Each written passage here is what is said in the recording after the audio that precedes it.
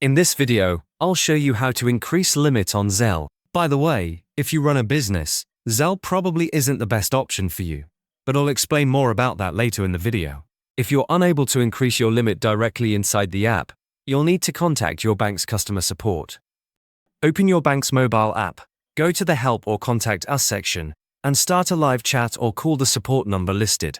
Tell them you'd like to request a higher Zelle sending limit. Be ready to verify your identity and confirm your account details.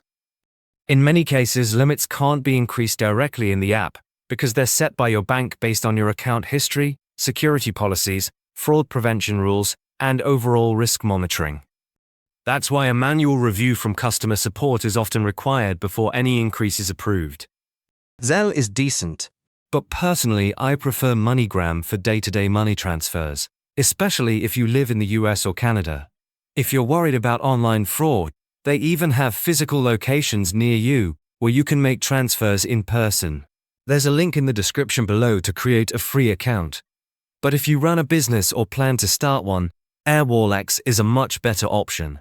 You can send and receive money from all over the world, in many different currencies. It's a complete business banking account that goes way beyond what Zelle offers.